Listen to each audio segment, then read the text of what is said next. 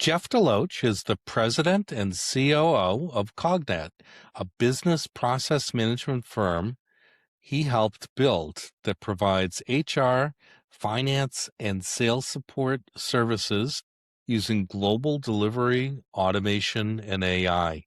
With that, Jeff, we're thrilled to have you speaking at the event today, and I very much look forward to your presentation. Thank you, Michael. Thank you for having me, and thank you to the audience listening in. So I am Jeff DeLoach, as Michael said. I'm president and COO of CogNet, which is a business process management firm that focuses on the back office. We do it at scale with HR outsourcing firms primarily. And so what I wanted to do today was sort of provide a presentation on, sort of what we see with AI and as it sort of embeds itself further into the HR function within organizations. We've been, my background is 30 years in this industry, so we've seen a lot of change and a lot of disruptors within the industry and how it supports organizations. And so I wanted to provide some insight on that, maybe some ideas for some of the executives and entrepreneurs in here, is maybe some opportunities within the industry and the function as we move forward. So sort of why does HR matter? Well, as long as I've been in it, HR is basically the poster child for something like AI and automation. It's a non-core function at the end of the day, and so there's always a desire to seek efficiencies in that area.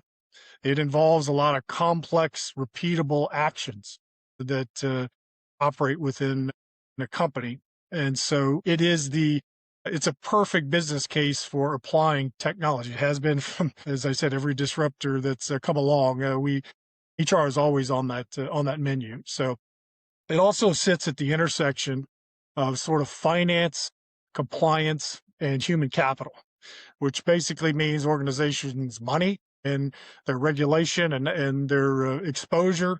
And then, of course, how they manage and deal with their talent. And so all of those things are critical to execution, but not necessarily, why people get into the business or build the companies that they do. So the other part, because regulation, a business or industry may not be very regulated on its actual product or service it delivers, but every HR department is regulated, and it's tied to nuances within the organization that can have high impact if they're done incorrectly. So errors ultimately can scale instantly and significantly. So, and to that point, risk is asymmetric. This isn't an expenditure of R&D that you'll write it off the balance sheet as an effort to improve. It's literally a function, a simple business function within your company. So where is AI sort of evolved in HR? It started with sort of data management and those functions, but now it's moved into what I could say 3 categories. There's the assistive category, where that's your chat bots, that's your working with your team in order to find compliance holes and things like that. AI does a very good job of working across that and pulling up data across disparate sources. Obviously, you've got the orchestration and the automation. These are more along the lines of the workflow tasks that you build in. There's a lot of action that goes on in payroll, where workflows and orchestrations have been built to utilizing AI to make that process easier and eliminate errors. And then you've got the future and the current state that we're getting into, which is this what I call agentic autonomy, which basically your agent structures can almost operate like independent employees, and they're making decisions, they're owning outcomes, they have much more ability to pull and sort of support the organization independently. But that does come with risk, and I'll get into that a little bit as we talk about where this is heading in the future. So, So sort of what has been the promise when it comes to HR processes and supporting the HR function within the organization? There's been the big change in the efficiencies. The transactional piece of HR has continued to be reduced, and AI has just accelerated that reduction by its ability to effectively handle transactions. And there's been significant reductions in HR operational costs. They range between 30 and 70%. There's been some pretty high-profile reductions from some of the large companies, IBM, et cetera, Google, and where they've made changes. And HR has been a target of that area because there are some clear efficiencies you could pick up on that. There's also the real-time, always-on operations that AI presents to it. That's, again, something that is sort of part and parcel to this reduction in overall support staff that's needed to do that. And so AI has been very effective there.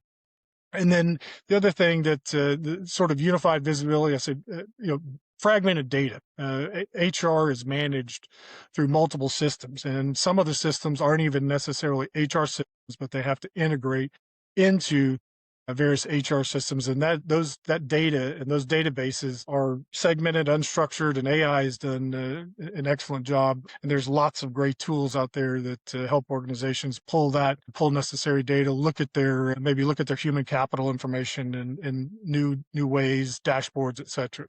Reality, there are some reality hits that we take. We're not necessarily a software tech company, but we utilize and have built our own internal tech to be an effective business process management organization. And so what we found, and because we work across so many different organizations, when you work in the supporting HR outsourcing organizations, we obviously see the processes and the HR processes across hundreds and thousands of different companies. And so what we found is that particularly large organizations, sometimes accuracy breaks down at scale either through limitations of data, of what data is ingested, how it's ingested, how it's organized, or just sometimes LLM models as they're developed into workflows and tools just cannot handle certain amounts of volume. And so and when it actually breaks down, that's when some of your workflows and so forth can fall into a trap. The biggest thing that and this will come up a couple of times, and I know others will talk about this: data and process inconsistency, particularly process inconsistency.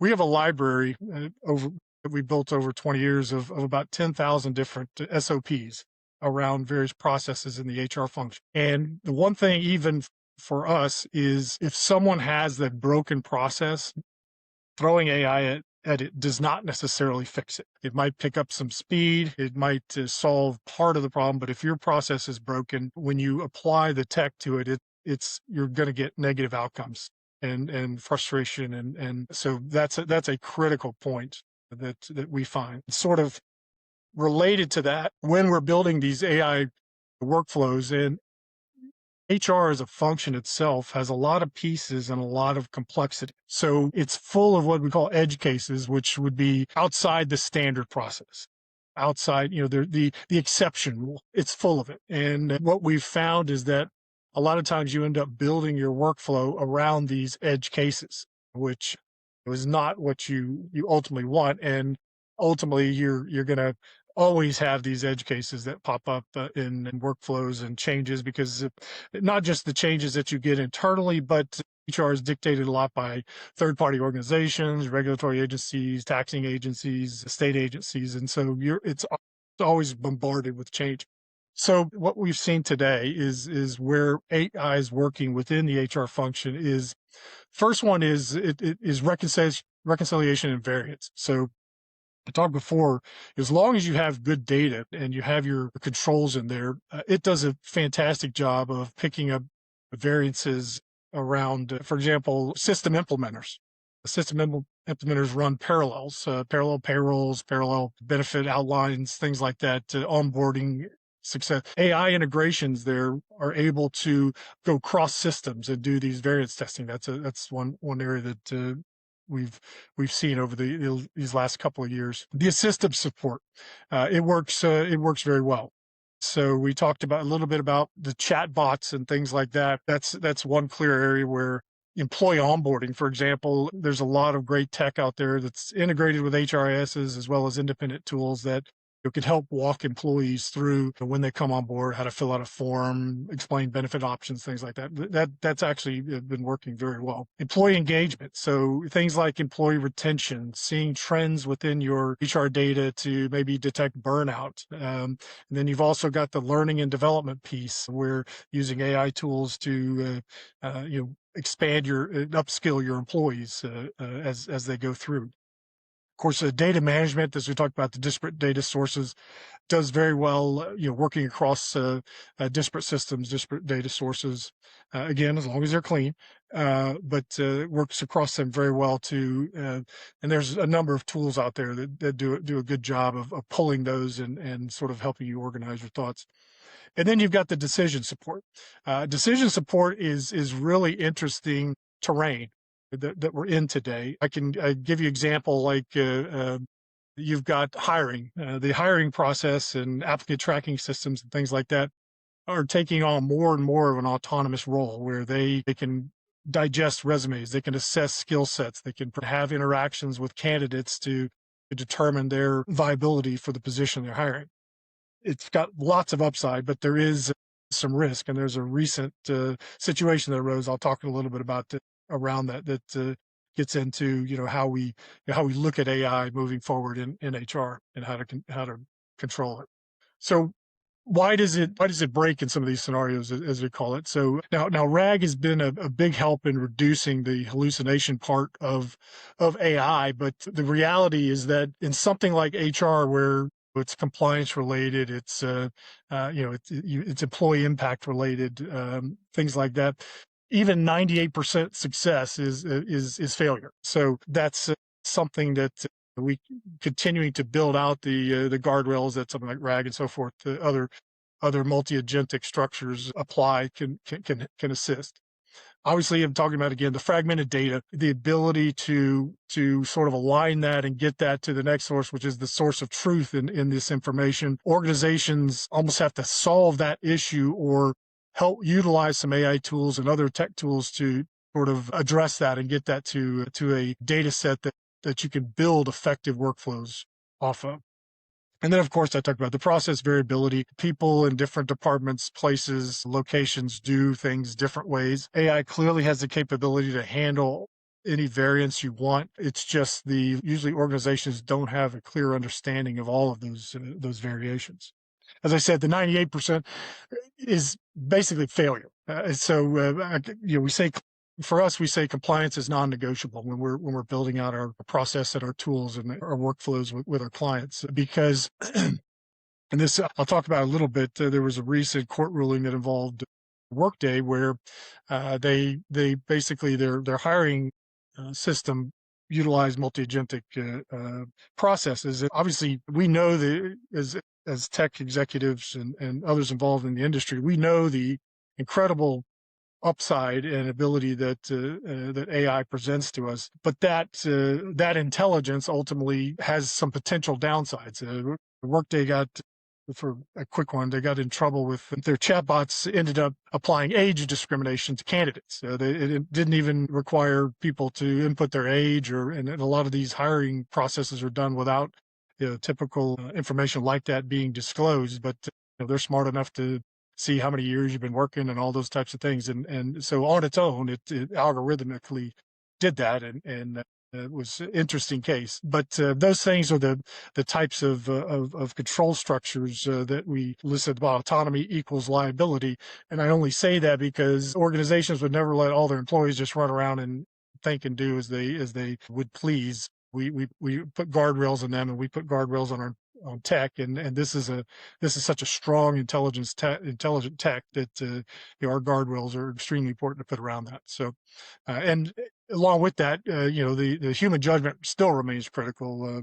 Human in the loop still is a key part, and when we're building out integrations, finding those human integrations in it where it makes sense doesn't add tremendous cost to the efficiencies you're creating, but making sure those those guardrails are there. So this is sort of an overview of an execution framework, what we see that works in the thousands of processes that we manage. At the top, if there's one thing you take out of what I speak about, the process structure is incredibly important, and understanding your process and how it works and how you transition that into the tech. Just understanding it can be as complex as you need, as long as it's understood and can be built into and it's clean for what your organization needs. Controlling the inputs, where we started our AI journey, really started around controlled inputs because we deal with so much HR data and information. We had to find a way to ingest